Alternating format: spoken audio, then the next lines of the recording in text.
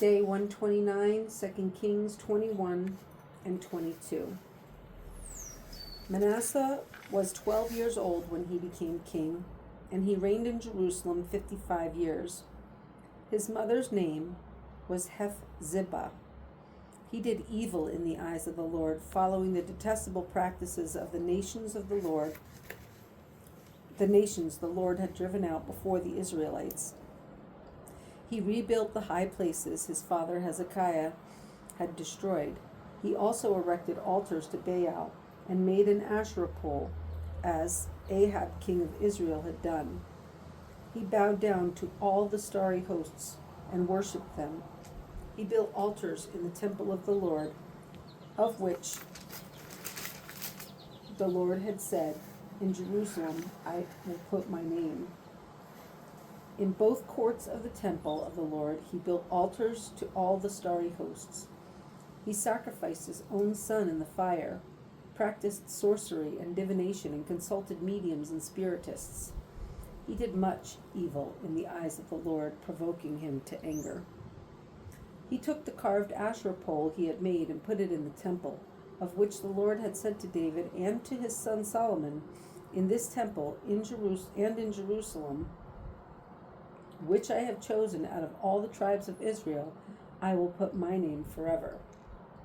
I will not again make the feet of the Israelites wander from the land I gave their forefathers, if only they will be careful to do everything I commanded them, and will keep the whole law that my servant Moses gave them." But the people did not listen.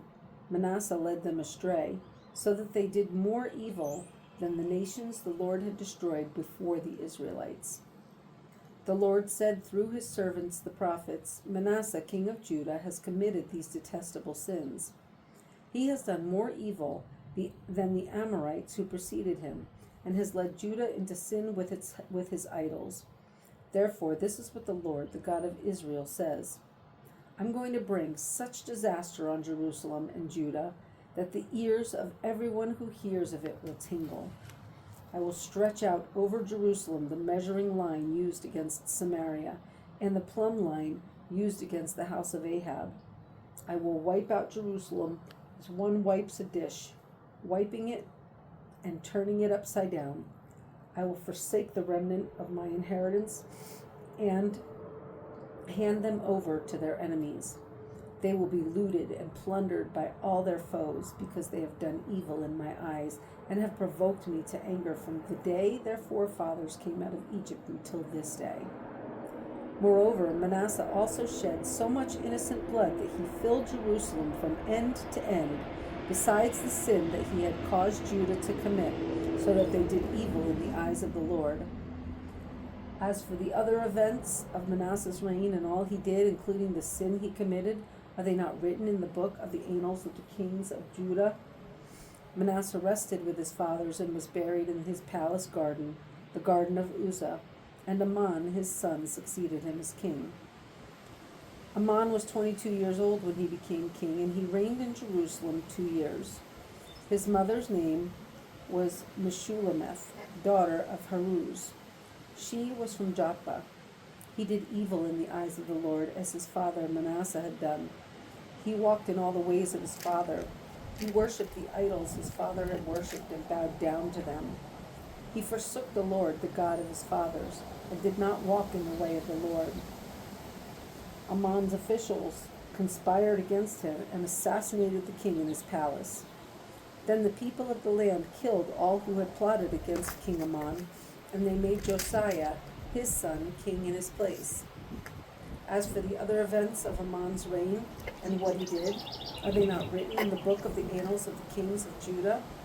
He was buried in his grave in the garden of Uzzah, and Josiah, his son, succeeded him as king. Josiah was 8 years old when he became king, and he reigned in Jerusalem 31 years. His mother's name was Jedidah, daughter of Adiah. She was from Bozkath. He did what was right in the eyes of the Lord, and walked in all the ways of his father David, not turning aside to the right or to the left. In the 18th year of his reign, Josiah sent the secretary, Shaphan, son of Azaliah, the son of Meshullam, to the temple of the Lord. He said, Go up to the temple of the Lord, which the doorkeepers have collected from the people. Have them entrust it to the men appointed to supervise the work on the temple, and have these men pay the workers who repair the temple of the Lord, the carpenters, the builders, and the masons. Also have them purchase timber and dressed stone to repair the temple. But they need not account for the money entrusted to them, because they are acting faithfully.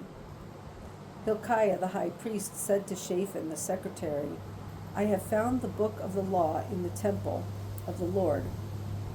He gave it to Shaphan, who read it. Then Shaphan the secretary went to the king and reported to him, Your officials have paid out the money that was in the temple of the Lord, and have entrusted it to the workers and supervisors of the temple. Then Shaphan the secretary informed the king, Hilkiah the priest has given me a book.